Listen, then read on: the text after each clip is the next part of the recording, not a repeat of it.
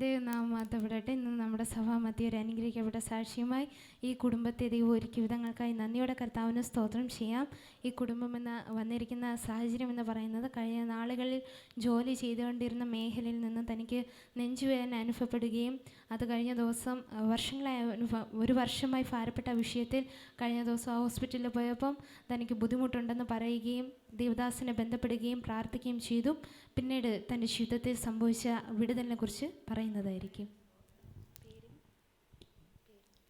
ദൈവനാമം മഹത്വപ്പെടുമാറാകട്ടെ. എൻ്റെ പേര് അനീഷ് എന്നാണ്.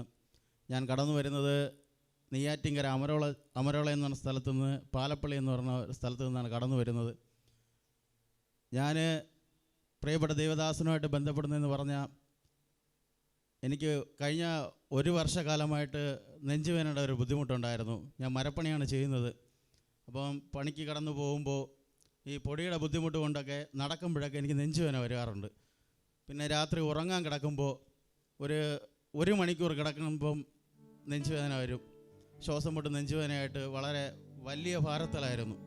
അങ്ങനെ ഞങ്ങൾ കുടുംബമായി കരയുമായിരുന്നു. ഹോസ്പിറ്റലൊന്നും പോയില്ല. അങ്ങനെ കാരണം സാമ്പത്തികമായിട്ട് ചില ഫിനാൻഷ്യൽ ക്രൈസിസ് ഒക്കെ ഉണ്ട് ജീവിതത്തിൽ.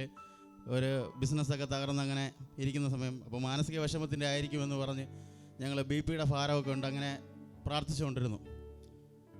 ഒടുവിൽ തീരെ നിവൃത്തിയില്ല വന്നപ്പോൾ നെയ്യാറ്റിങ്കര രാജ് ഡോക്ടറിനെ പോയി കണ്ടു.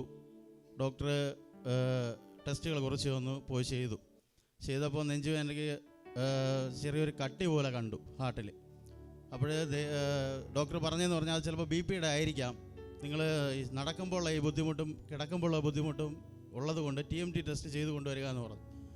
അങ്ങനെ ഞങ്ങളിങ്ങനെ രാത്രി പ്രാർത്ഥിച്ചുകൊണ്ടിരിക്കുന്ന വേളയിൽ ബഹുമാനപ്പെട്ട ബ്രദറിൻ്റെ ഒരു വീഡിയോ കാണാൻ ഇടവേട്ട് ഒരു സ്ത്രീയെ ബ്രദറിൻ്റെ മകനും കൂടി എണീപ്പിച്ച് നടത്തുന്നൊരു വീഡിയോ. ഞാൻ ഉടൻ തന്നെ വേറെ ഒന്നും നോക്കിയില്ല. ആ നമ്പർ മാത്രം എടുത്തു. രാത്രി 11 മണിയായപ്പോൾ ബ്രദറിന് ഞാൻ മെസ്സേജ് അയച്ചു.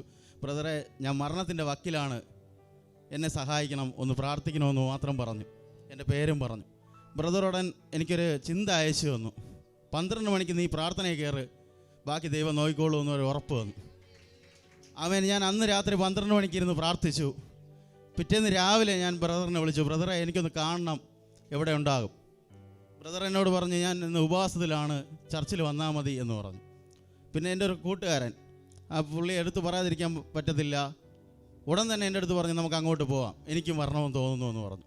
ഞങ്ങൾ രണ്ടുപേരായിട്ട് കടന്നു വന്നപ്പോൾ ഇവിടെ ആരാധന നടക്കുമായിരുന്നു. ഞങ്ങൾ ഉപവാസ പ്രാർത്ഥനയിൽ പങ്കെടുത്തു. അത്ഭുതം എന്ന് പറയട്ടെ, ബ്രദറിനോട് സംസാരിക്കാൻ പറ്റി.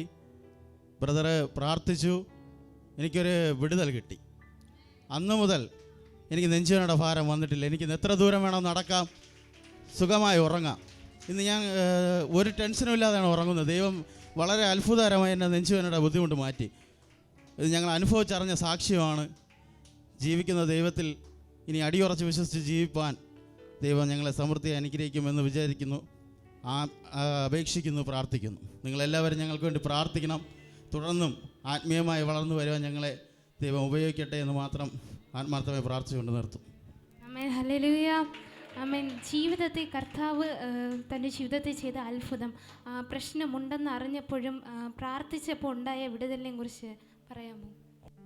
കാരണം ഇങ്ങനെ ഒരു പ്രശ്നം ഉണ്ടെന്ന് അറിയുമ്പോൾ തന്നെ എന്ത് ചെയ്യണമെന്ന് ഞങ്ങൾക്ക് അറിയില്ലായിരുന്നു.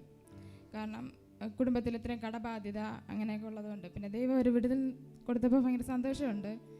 കാരണം 2 ദിവസം കൊണ്ടുള്ള മാറ്റം അത് പറയാതിരിക്കാൻ പറ്റില്ല. കാരണം രാത്രി നന്നായിട്ട് ഉറങ്ങുന്നുണ്ട്. അല്ലെങ്കിൽ എന്ത് നെഞ്ചുവേദന എന്ന് പറയും ദൈവം തടവി കൊടുത്ത് അങ്ങനെയൊക്കെയാണ് ഉറങ്ങുന്നത്. അപ്പം ദൈവത്തോട് ഒരുപാട് നന്ദി.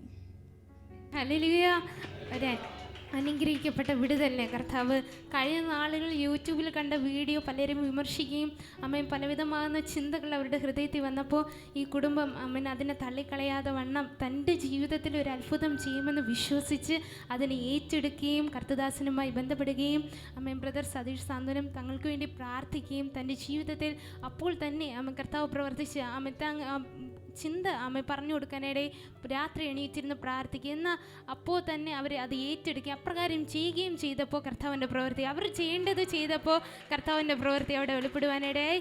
ഈ വിടുതൽ ഇതേപോലെ രോഗത്താൽ ഭാരപ്പെടുന്ന അനേകർക്ക് ഒരു അനുഗ്രഹമായി തീരട്ടെ. ഏറ്റെടുത്ത് പ്രാർത്ഥിക്കുക. കർത്താവ് നിങ്ങളേവരും സമൃദ്ധി അനുഗ്രഹിക്കുമാറാകട്ടെ. ആമേൻ.